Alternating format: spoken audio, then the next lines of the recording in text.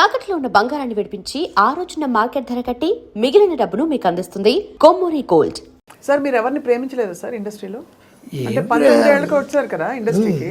అవును, ఉన్నాయి అప్పుడు ఉండింది ఎఫ్ఐఆర్లు. ఒక నేను ఆవిడ వాణి విశ్వనాథ్ గారు పెళ్లి చేసుకుందాం అనుకొని భలే దంపతులు అప్పుడు దీనికి కూడా వెళ్ళిపోయాం. ఏది వాళ్ళ కేరళలో గురువాయూర్ పెళ్లి చేసేసుకుందాం అన్నప్పటికీ 1 ఇయర్గా ఉంటున్నాం, తిరుగుతున్నాం అని. మొదట్లో బాగానే అంత హ్యాపీగా ఉంది. ఈ సినిమా లేడీస్ దగ్గర హ్యాపీ ఏంటంటే డబ్బులు మన జాగ్రత్తగా వాళ్ళని సాటిస్ఫై చేస్తే వాళ్ళకి కావాల్సినట్టు చక్కగా మాట్లాడి ఇలాంటి మాటలు చెప్పి ఆవిడకి వాళ్ళ నాన్నగారు మంచి కవి, ఆవిడ బాగా మాట్లాడుతుంది. ఆవిడ కూడా గురువాయూర్ వెళ్ళిపోయాం పెళ్లి చేసుకుందామని. గుడి తెరవల ఏంటంటే ఆ రోజు సూర్యగ్రహణం. వెనక్కి వచ్చేసాం, గుడి లేదుగా, అందుకని చేసుకోవాలి. అలా ఇంకో 2 అలాంటివి ఉంటే అక్కడ దాకెళ్ళి ఇంకా అయిపోయింది అనుకుంటే అవదు. దానికి మీరు ఏమన్నా ఎందుకు అవ్వలేదని ఆలోచించారా? ఆలోచిస్తే ఇన్ని సినిమాలు రాయలేం, అంత ఆలోచిస్తే. తనతో వెళ్ళాం ఆ రోజు. అంటే బాధపడరా అయ్యో కాలేదే అని? ఆ బాధపడ్డమేగా. అలా మీ లోపల గుండె ఉంది, ఆ గుండెకి పచ్చిగా ఆరకుండా ఒక కత్తితో గీత పడిపోయి ఆ రక్తం కొంచెం కొంచెం కొంచెం కొంచెం కారుతూ కారుతూ కారుతూ సచ్చే వరకు కారుతూ ఉండడమే బాధ. ఆ బాధే కవికి ఉండేది. ఆ బాధ వ్యధ కలిపితేనే ఆ వేదన, ఆ వేదనే నా సాధన. అబ్బబ్బబ్బబ్బబ్బబ్బా, ఎంత గొప్పగా చెప్పారు సార్. ఇప్పుడు ఎలా ఉందంటే మీరు ఇంత నిజాయితీగా పైకి చెప్పడం అన్నది చాలా మందికి ధైర్యం వస్తుంది. జీవితంలో బోల్డ్ జరుగుతుండే కదా సార్, అవన్నీ యాక్సెప్ట్ చేసుకోవడానికి ఒక ధైర్యం కావాలి కదా మనకి. అది మీరు భలే భలే అందంగా చెప్పారు. సో అయితే పిల్లలు ఇద్దరు సెటిల్ అయిపోయారు. పాప బీటెక్ చేసింది చెన్నైలో ఎస్ఆర్ఎంలో, ఇప్పుడు వర్క్ ఎట్ హోమ్ చేస్తోంది బెంగళూరుకి. బాబుకి మ్యారేజ్ చెయ్యాలి ఇప్పుడు. ఆ ప్రయత్నమే దీర్ఘంగా చెప్తాను. అంతకంటే నేను ఆశించలే. ఎవరితోనో చెప్పుకుంటే ఇప్పుడు మా గురుగారు సత్యానంద గారు అమెరికా వెళ్తున్నప్పుడు మా వాడిని తీసుకెళ్ళి ఇలా వెళ్తున్నాడు అని చాలా ఆనందపడ్డారు. చాలా గొప్ప పని చేసేవయ్యా, మన సినిమా వాళ్ళంతా అసిస్టెంట్ డైరెక్టర్లుగా వాడిని కెమెరా డిపార్ట్మెంట్లో చేర్పించి చాలా మంది సార్ అంటే స్ట్రగ్లింగ్ స్టేజ్ తయారైపోతారు. ఎందుకు అలాగా? చదువు లేకుండా మనదే అది. మా ఇంట్లో సినిమా ఒక్క షీల్డ్ ఉండదు. మెడ్రాస్లో నాకు ఇంకో ఇల్లుంది, అక్కడే కొన్ని రోజుల నుంచి అక్కడే అన్నీ రాజబహదర్ అని ఉన్నాడు అక్కడ. ఎవడైతే షీల్డ్ తయారు చేశారో వాడికే ఇచ్చేసి ఎవరు డబ్బులు వస్తే తీసేసుకున్నాను. ఒక్క సినిమా వాతావరణం అనేది ఉండదండి, అసలు ఉండదు. ఒకే ఒక ఫోటో ఉంటుంది మా ఇంట్లో. శివాజీ గణేశన్ బంగారు కుటుంబం సినిమాకి నాకు అవార్డు ఇచ్చేది.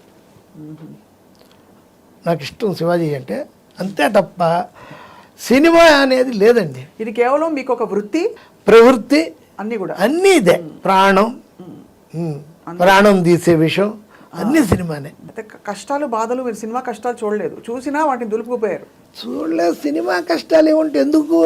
82లో బాలచంద్ర రమ్మంటే వెళ్ళాను నేను విజయవాడ నుంచి ఎస్ఆర్ఆర్లో చదువుకొని. అసలు మా లెక్చరర్లే ఎలా ఉండేదంటే, నాకు నిన్న లెసన్ చెప్తే మరుసటి రోజు ఇది ఈరోజు లెసన్ చెప్పండి, ఎకనామిక్స్ ఆప్టిమమ్ థియరీ ఏంటి మాల్తూజియన్ థియరీ చెప్పండి అని. నెక్స్ట్ నెక్స్ట్ నువ్వు వద్దులు, నువ్వు ఎలాగో సినిమాకి వెళ్తావుగా, నెక్స్ట్. లెక్చరర్లే నన్ను అడిగేవాళ్ళు కాదు. ఇది విధి రాసిన రాతే. అంతే. వాళ్ళు కాలేజీ డేస్లోనే ఇంకా అలా ఏంటి, ప్రిన్సిపాల్ రూమ్కి వెళ్తే డ్రామాలో వేసేవాడి. ఏదైనా గొడవ వెళ్తే ఈయన హనుమారెడ్డి గారిని ప్రిన్సిపాల్ ఉండేవాడు. ఆయన ఏమయ్యా చదువుకుంటేనే కదా రేపు బాగుపడతారు, అతనంటే అలాగ సినిమా ఫీల్డ్కి వదిలేసాయి ఏంటో అసలు ఇక వెళ్ళకపోతే కొడతారేమో అన్నట్టుగా వెళ్ళాల్సి వచ్చింది. ఎందుకురా ఇంకా ఇక్కడే తిరుగుతున్నా, మెడ్రాస్ ఎక్కువ బండి అని. అదే జీవితం ఇచ్చే ప్రోత్సాహం అది. అంతే. చిన్నప్పటి నుంచి ఎప్పుడు మా వాచ్మ్యాన్ కాలేజీలో వాచ్మ్యాన్ అడిగేవాడు నన్ను, ఏదో ఒక ఇంటర్ కాంపిటీషన్స్, బయట వేసే నాటకాలు, ఎప్పుడూ రిహార్సల్స్. రూమ్ నెంబర్ 23 అని ఎస్ఆర్ఎన్సి గారు గవర్నమెంట్ కాలేజీలో విజయవాడలో. అయ్యా సంవత్సరం పొడుగుతా ఎప్పుడు రిహార్సల్స్ చేస్తూనే ఉంటారు, ఎప్పుడు చదువుకుంటారు, ఎట్టా బాగుపడతారా మీరు? ఇట్లా బాగుపడ్డారనమాట. అదే అంటే నువ్వు ఈ మాట అడిగా కుదరామయ్య, నీ ఆశీస్సులే నన్ను సినిమా వాడిని చేస్తుంది. ఏం సినిమాలయ్యా, పోస్టర్ గోడకు అతికేస్తున్నాడు, నిమిషాలు సింపేస్తున్నారు వాడు. గొప్ప అలా నా ఇదినే అది. మెడ్రాస్ వెళ్ళాను, వెళ్ళి బాలచంద్ర గౌడ్ని కలిశాను. ఆయన ఏదో ప్రాజెక్ట్ అన్నారు, వెళ్ళడం రావడం. ఆఫీస్కి వెళ్తే ఆ టైంలో ఉంటే భోజనం పెట్టేవాళ్ళు, మనకేమో ప్రెస్టేజ్ ఉంటుంది చదువుకున్న వాళ్ళం కాబట్టి వచ్చేసేవాళ్ళం. ఏం చేయాలో తెలియక పాండీ బజార్కి వస్తే మళ్ళీ నా రూమ్ అక్కడే పాండీ బజార్లోనే, రాజబహదూర్ స్ట్రీట్లోనే నా రూమ్. ఇక భోజనం 2 రోజులకు రోజుకో చేసేవాడిని. 2 ఏళ్ళు పడ్డాను అలా, 83 వరకు. బా ఏంట్రా బాబు అని. కొన్ని రోజులేమో మేనేజ్మెంట్ ఏంటంటే బూస్ట్ సీసా ఖాళీది ఉండేది, అది తీసుకొని శాంతభవన్కి వెళ్ళి 4 ఇడ్లీ కొని యువతలకు వచ్చి సాంబారు పొయ్యమనాలి. వాడితో చెప్పడం అనమాట, 4 ఇడ్లీ ఒక మసాలా దోశ అంటే దాన్ని నిండుగా పోసేవాడు. కొనింది 4 ఇడ్లీనే. అది పొద్దున్న 4 ఇడ్లీ తినేసి ఈ సాంబార్ ఉంచుకొని నైట్కి అంత అన్నం వండుకొని అది తిన్నాం. అవి చూశాను. ఒకరోజు డబ్బులే లేకపోతే ఈ బడ్డీ కొట్టు కిళ్ళి కొట్లు ఉంటాయిగా, అక్కడ అరటిపండు తిని ఆ తొక్కలు పడేస్తారు. ఆ తొక్కలు మెల్లిగా చూడకుండా ఏదో పెద్ద మనం చూసేస్తారు అన్నట్టుగా జాగ్రత్తగా తీసుకొని వాటిని పంపులో కడుక్కొని అవి తినేయడం. వింటుంటేనే దాన్ని అంత క్యాజువల్గా తీసుకున్నారు మీరు. అందరూ దాన్ని పెద్ద కథగా రాసుకుంటారు. తర్వాత మీకు క్లారిటీ వచ్చేసిందిగా, సంపాదించాలి జీవితంలో, సంపాదించాలి అంటే నోవే, సంపాదించి తీరాలి కదా. ఇది వెళ్తానే ఉంటుంది, అనంతం, ఇది ఆగదు. తెలిసితే మోక్షము, తెలియకున్న బంధము, అంతే. కల వంటిది బ్రతుకు ఘనునికిని ఘనునికిని. బాబా బాగుంది. అనయము సుఖమేడది, అవల దుఃఖమేడది, తనువుపై ఆశలేని తత్వమతికి. పొనిగితే పాపమేది పుణ్యమేది కర్మమందు, మొనరగ ఫలమొల్లని యోగికిని యోగికిని. సూపర్. నేను మీకు అన్నారు కాబట్టి మీరే సార్. మీరు అన్నారు కాబట్టి నేను చెప్తాను.